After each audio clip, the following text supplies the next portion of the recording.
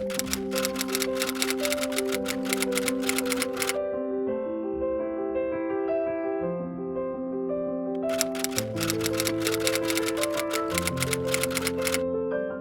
morning sa inyong lahat. Ako si Tricia, Robredo. Medical doctor ako in the Philippines. Pero ngayon, on break kasi nag-pursue ako ng further studies. I'm taking up a master's in global health delivery. Mahirap siya ipaliwanag, pero basically, in-line siya sa advocacy ko na dapat lahat ng Pilipino may quality healthcare. So, ayun, yun yung pinaglalaban natin. Sinusubukan kong paghusayan at pagbutihin yung pag-aaral ko. But at the same time, katulad ng sinabi mo kanina, I'm also part of the Robredo Foundation. We've been launching several initiatives.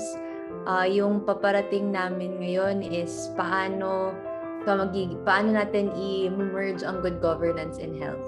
So, naniniwala tayo na yung for better outcomes, kailangan better yung leadership natin. So, we hope to capacitate more people para maihatid natin yun. Pero ayun, yun lang naman yung introduction ko.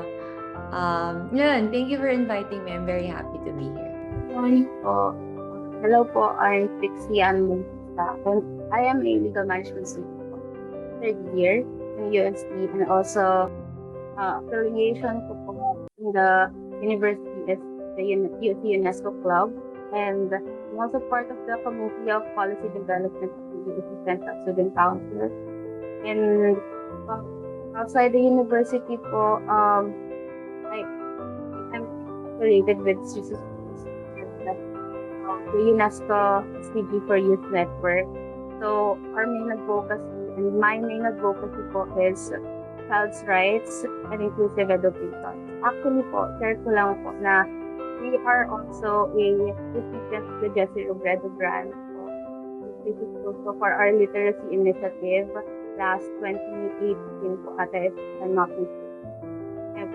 Hobbies ko po siguro, I like music, sports, and yeah, I do volunteer works every Saturday and Sunday until now.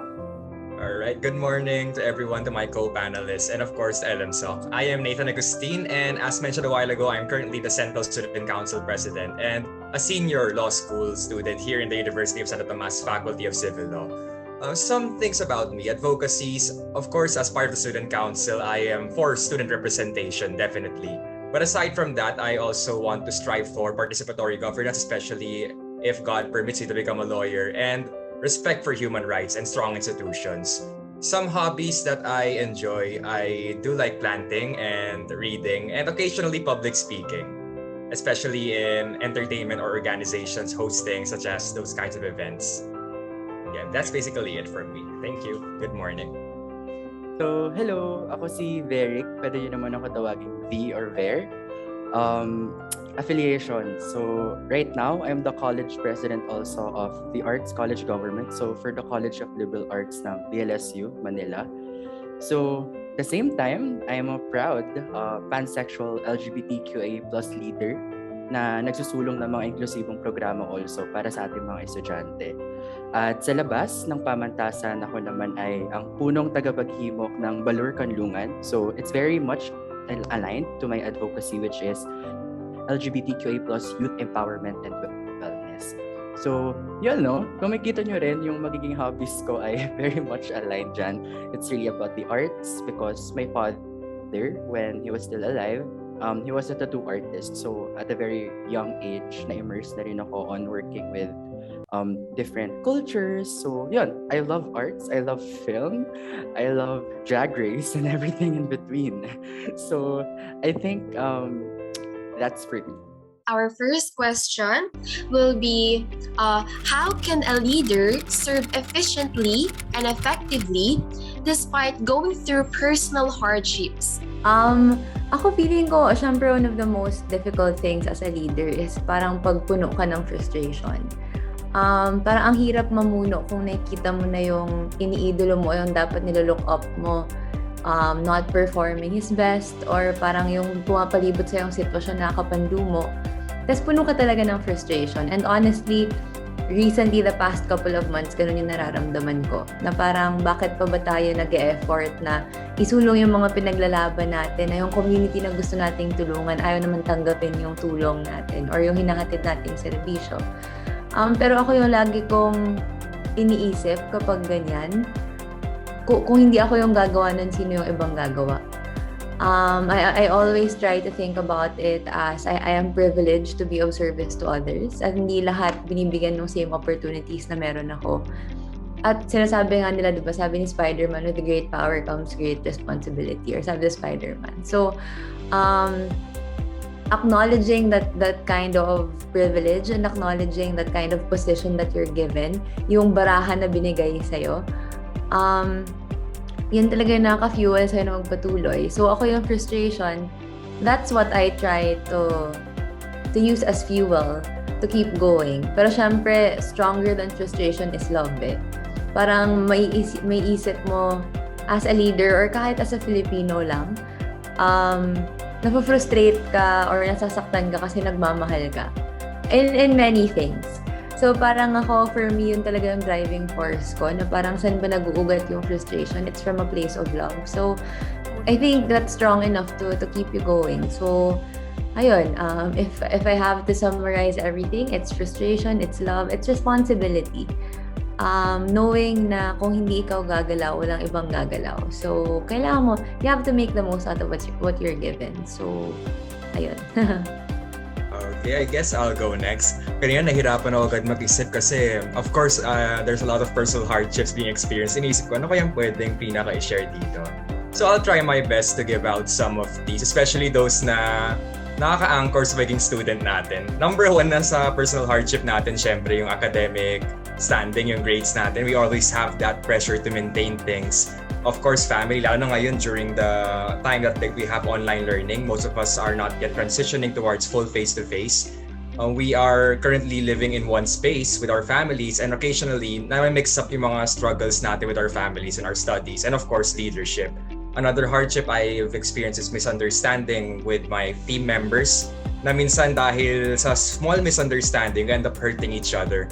And I guess these small micro difficulties often go in the way of your service. And occasionally, there's also those large difficulties that you face, such as questioning your own purpose, sometimes existential crisis.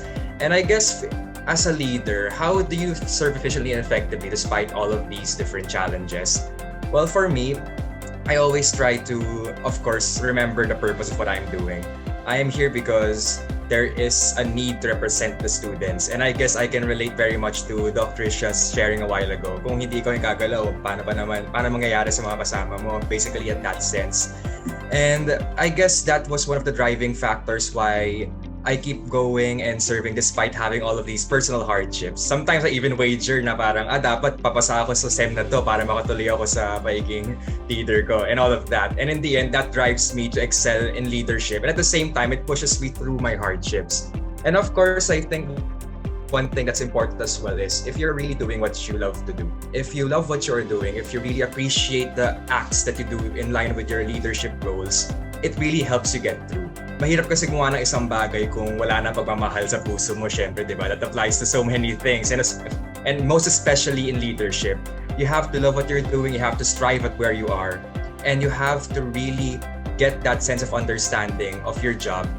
And that understanding will lead you towards that appreciation. That will help you get through all the hardships that may arise, whether it be personal or related to your work experience. So I guess that's it muna for me. So yeah, thank you. Hello po.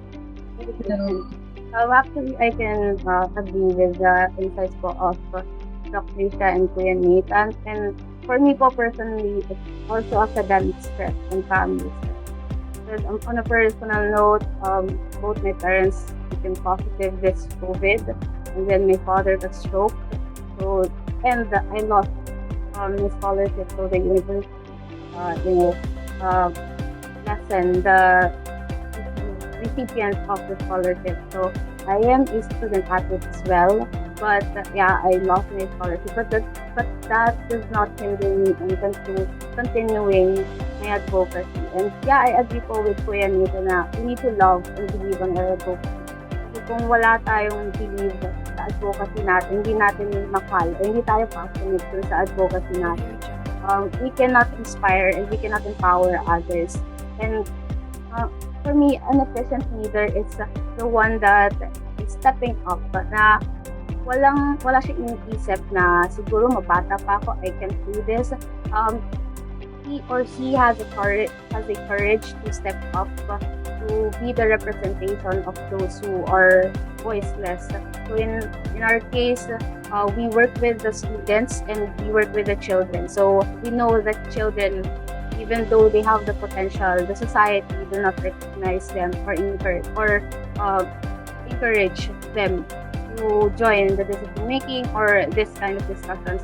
So as the representation of them, hindi ko iniisip na yung mga personal struggles ko is yun na yung pinakamahirap na naranasan ko, kasi others also have the same or siguro the more hirap than my experience. So yeah, I don't let those hardships hinder me on continuing my advocacy. And as the youth representation, I think we need to step up na. And kung walang gagalaw, we are the future bearers of our country. Kung walang gagalaw sa atin, sino ang gagalaw? Personally, just listening to you guys, super dami ko nang natutunan. And I also relate on a personal level. At para sa akin naman, siguro in terms of personal hardships, lahat tayo, because of our individuality, ang dami nating layers, diba? Parang ako, other than being part of this specific sector, I'm also a working student. I'm also diagnosed with epilepsy. So parang, that's just my story, and there are so much more stories out there with layers and layers of personal hardships. So for me, everyone can have that leadership in them, but for us to be able to serve efficiently and effectively, dalawa lang yung parang mahalaga sa akin, na kahit anong nangyayaring gulo at sakit, di ba? At daming nangyayari sa labas ng university, sa bansa, sa buong mundo. Pero kung meron kang prinsipyo at pangitain, kaya yan. Magagawa natin yan. Kung ano man yung prinsipyo mo at pinaniniwalaan mo, dalhin mo lang yon para sa pangitain mo, para sa sarili mo at sa mga komunidad. So, pero paano mo yun gagawin? Para sa akin, simple lang. At nasagot nyo na rin yun in a way. It's also being consultative with different sectors, but hindi siya titigil sa pagiging consultative. Dahil nasagot nyo na yun. Na from hearing different narratives and stories and voices, the next step is to take action. So, I think yun for me. What advice would you give someone going into a leadership position for the first time? Hello po. I can siguro po, I think being a leader for the first time is one of the most memorable things na mangyayari sa youth. And first times po, we are very open with a lot of opportunities. And I think as first-time leaders or inspiring leaders for the first time, let us be open with the opportunities. Open tayo sa suggestions and support ng others. We believe in ourselves. We love our advocacy. We use our privileges in the right way. And ayun, kasi first time po, I think para tayong mga plain lang canvas na tayo yung maglalagay ng laman. So every step, every process of our leadership journey, we will do this not just for ourselves, but yeah, as a leader, we need to inspire others and we need to empower others. And for yung first time po na yan, hindi dapat yan parang nagsisettle na first time lang. Kasi as myself, I became a leader when I was 15. So that's the very first time po na I don't have connections, I don't have resources. But I believe in my family. They are the first mentors that I have. And I think for future and emerging leaders, we try to be open to the suggestions, the ideas of others, lalo na yung mga may mas experience sa atin. Kasi they can be the one who can guide us. they can be the one who can be there with us every step of the way. So, Actually, maganda yung sinabi ni Trixie kanina na you should be open to the suggestions of others. And I guess that's one thing I'd like to echo and also reiterate at this juncture. And to add more to that, I'm gonna give some technical advice, syempre, lalo na sa mga gustong tumuloy sa mga very loaded work such as sa mga student leaders sa atin who want to run for the student council and all of those different very technical laden tasks. The number one thing you should always try to do as you get the first leadership position you have is to know your environment, know your terrain. Kumbaga, you have your domain and you have to know every layer of that domain. You have to know what's above that domain, what's below that domain, what is at the left, what is at the right. Mag-aral ka ng environment mo. Basically, such as in the context of UST, you have to study the protocols, you have to study the rules that you are currently going around with. Because if you have this knowledge of those things around you, you'll be able to have that basic problem-solving skill whenever some of these arise. But of course, let's go to the more substantive advice din. Kasi syempre, alam naman natin lahat yan na as leaders, it is a constant pursuit of knowledge. But how do you get that energy to constantly pursue, especially at the first step na naging nervous ka pa? Number one is always know that it is okay to ask for help. Yun siguro one thing na gusto ko i-remind sa mga maraming leaders because I myself, that is also one thing that I used to be bad at when I first started. Matuto kang humingi ng tulong kung kailangan mo. Minsan kasi pag nagsimula tayo mag-lead, sometimes we are too eager. We want to put all of our ideas into action. But in the end, nahihirapan tayo dahil we think that it is our own personal responsibility to see things through. Yung mga platapormang pinapangako natin, akala natin na, ay, dapat panindigan ko yun hanggang dulo. But in the end, you can ask for help. You can allow other people to look at what you're doing, share the burden you have, and at the end, go and do everything you can based on that. And another thing that I'd also want to say, although this is a bit negative at the first glance, is to learn how to say no.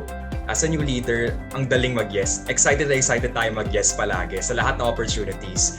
And then there will come a time na may hirapan tayo and hindi natin alam kung paano pa natin papanindigan yung mga yes nating susunod. At this juncture, I'd like to remind you that it's okay to say no.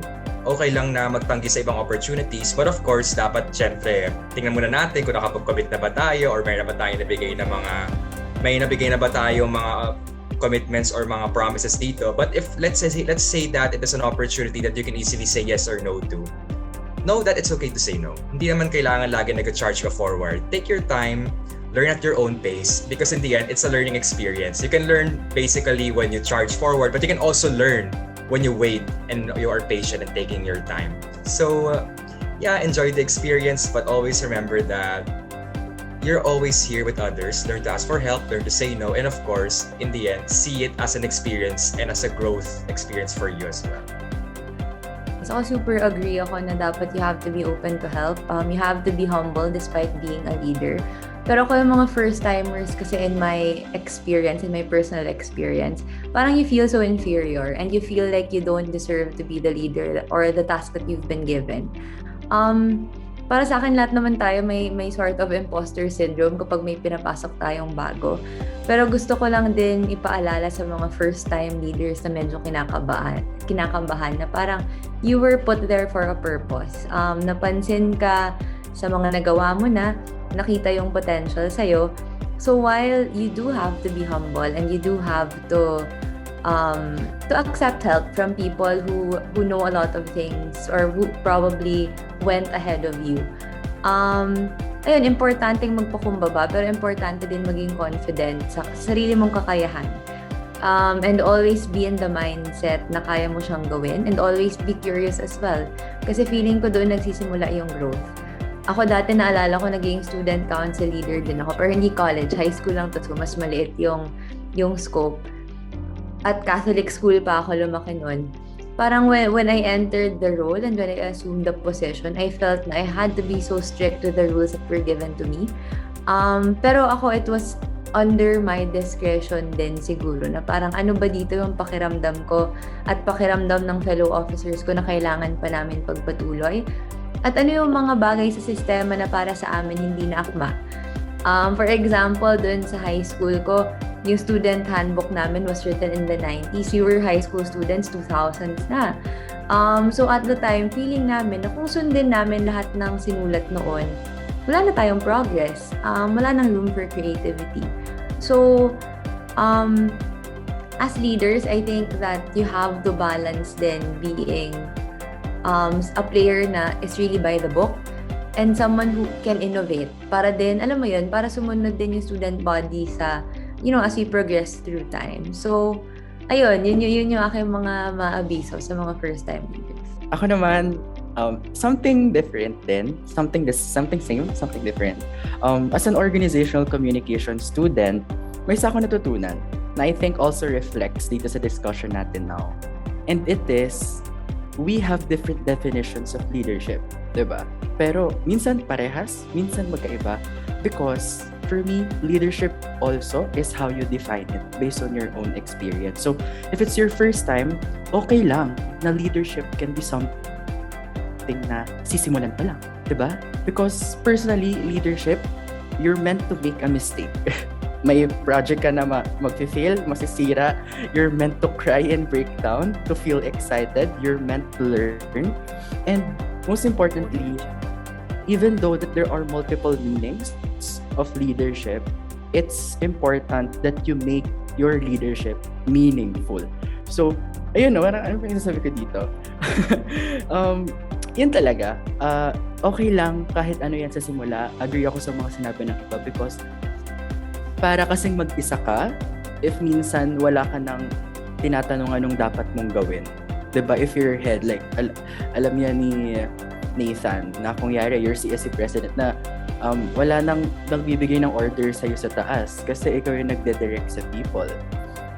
Pero, ultimately, yung people naman yung magde-direct sa'yo. So, hindi ka laging mag-isa, lagi kang may kasama. Because that's leadership. I want to add lang po yung sinabi ni Kuya Verrick na leadership is like a co-learning process. Hindi lang si leader yung nagbibigay ng learnings sa kanyang mga constituents, but also his constituents can give him knowledge, additional knowledge or insights. And leadership is not a one-way process na ikaw lang yung magpapunan. I think that's one of the leaders na we need in this trying time.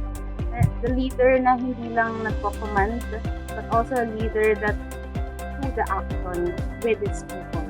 And as the first-time leaders, let us be open and try to ask for help. And yun nga, sinabi ni Kuya Nate, learn to say no.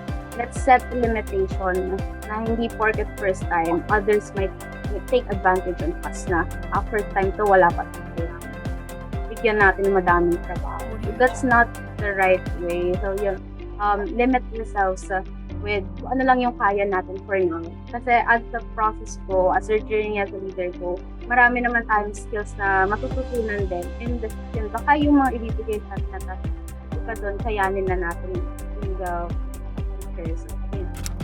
How do you define leadership in one word for the last question po?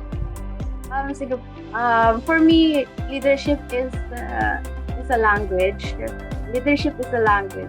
So we know naman na there are a lot of types of language. May act of service, a word of affirmation, and the like. So, yun po. Leadership is a language that we can express what kind of language that we have sa mga gusto po nating matulungan, sa mga constituents and co-learners po natin. So, as a leader, we can serve them through words of affirmation. We can serve them through actions like volunteering.